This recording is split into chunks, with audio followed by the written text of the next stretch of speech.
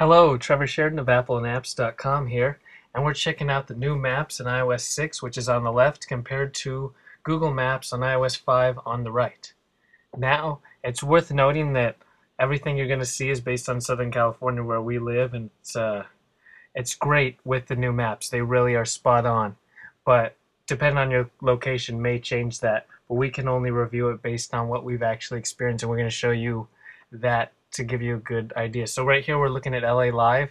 As you can see, you get Street View in iOS 5 with Google Maps, and on the left with iOS 6 you get the new turn-by-turn navigation. Now this is a Wi-Fi iPad, so it doesn't have GPS, so there's not voice guidance, but that is possible on an LTE iPad, 3G iPad, or of course the iPhones. So then there's also the new info cards they have, and Apple claims they have 100 million info cards, and they provide much greater detail as compared to iOS 5. So you now get reviews and photos via Yelp, as well as quite a few more details. But then when it comes to directions, Apple's new maps got rid of the transit directions, but Google Maps of course does. Apple instead gives you suggestions to go down the apps from the App Store, but it is worth noting that Google Maps transit directions are pretty bad, as in our area the best way down to Staples Center LA Live is by taking the gold line to the red line to the blue line, and Google Maps transit directions simply give you a bus. They don't even act like the gold line even exists, which is obviously the smoother railway as compared to a bus. But transit directions, you probably do need a separate app simply because they are specified for times, and Google Maps doesn't acknowledge. Like, same thing for San Francisco as an example. I need the iBart app whenever I go up there, simply because Google Map BART times are off at best. And now also new in iOS 6 maps is the not only a 3D view, but the 360-degree view. So you can spin completely around to change pretty much the compass angle of your view, which isn't possible.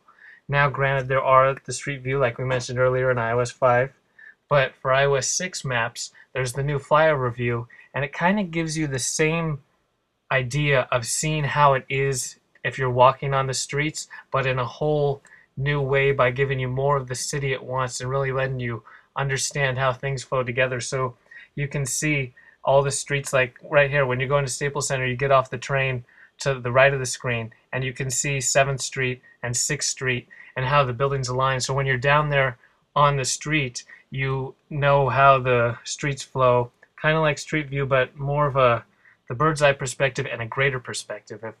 If because you see more at once, if that makes sense. Hopefully it does. Same here from, we switched the camera angle, so now you're looking to the east instead of to the north. And again, you get to see more at once of how the entire city fits together to help you later on when you're actually there on foot. Then going back home, there's the new satellite imagery, and again we're talking about you get 360-degree compass view to see everything on the map, and also the maps, you can tell they're just more touchable. They're more taking advantage of gestures, and it's as though you have a live atlas at your fingertips. Another difference is the standard view in iOS 6. You have all, we talked about the info cards and the various locations. This is our town. It's not that big of a city, only about 10,000 population, and all the little tiny mom and pop places are indicated on the map, where the Google Maps doesn't have anything unless you specifically search for it. And then speaking of search, there's been some question that Apple's isn't as good. And really for us, we haven't seen that. We searched golf. It's a pretty generic term. And the 3 local golf courses came up, as well as Golfsmith and Dick's Sporting Goods. So that's a nice search result. And you can see that the different pins on both maps are practically the same. So you don't really have to worry about search, just really, again, depending on our area. And again, there's the new info cards to give you more information. Also searching hardware right here. The same exact hardware places come up on the maps. So you got Ganal Lumber, Ace, the Home Depot, as well as Osh, Harbor Freight Tools, things that don't necessarily match hardware in the name, as well as our local small Arnold's Hardware, and they're on the Google Maps and Apple Maps. So search isn't that big of a difference between the maps. It's practically the same, at least in our area. And then going back to the earlier point about the various locations indicated on the map, is that, Apple spots out various points of interest in your area where Google doesn't, unless, again, you specifically search for it. One of the negatives that we've found, beyond what we've already discussed, is the traffic. Whereas in Google Maps, there's the green, yellow, and red across every single freeway on the map, where on Apple Maps, it shows you accident reports and construction areas, but the actual red indicators are very few and far between, so it doesn't give you the same gist of traffic information that you would like to see. Now that we've compared the two, let's specifically look at the iOS 6 maps. This is running on the new iPad Wi-Fi model. And one of the really interesting things about the 3D aspect is your house might not be 3D, but the topography around it will be. So you can see that Palmdale is pretty much straight over the mountains from where I live, which is pretty interesting, the high desert comparison.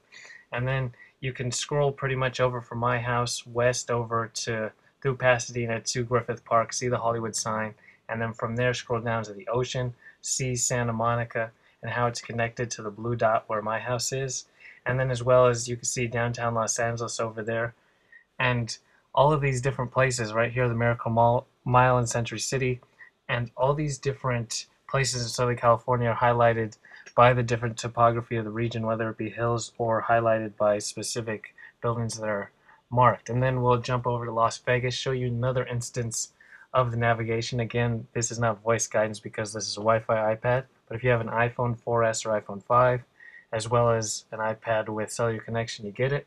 And the directions, they're similar as before, and just they're clearer, and the voice guidance really helps a lot. I mean, it's pretty much the reason to upgrade. Simply put, turn-by-turn voice is reason to upgrade. We'll have another video on that. Again, we're actually in the car using it, but for now we're just going to focus on what you can do with the maps when you're just simply browsing.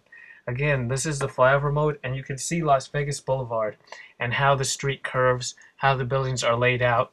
Like, for instance, when you go to CES, park at the Encore, you come out right here, and then you walk down the street to the convention center. It's good to see the streets in the flyover mode, and then Bellagio into the Paris, and then we'll go back home and again show you just the spotted different locations right here on this little main drag on Sierra Madre Boulevard, all these little mom and pop shops that are actually accurately detailed and put right on the map. So that's iOS 6 maps from Apple and Apps. Hope you enjoyed.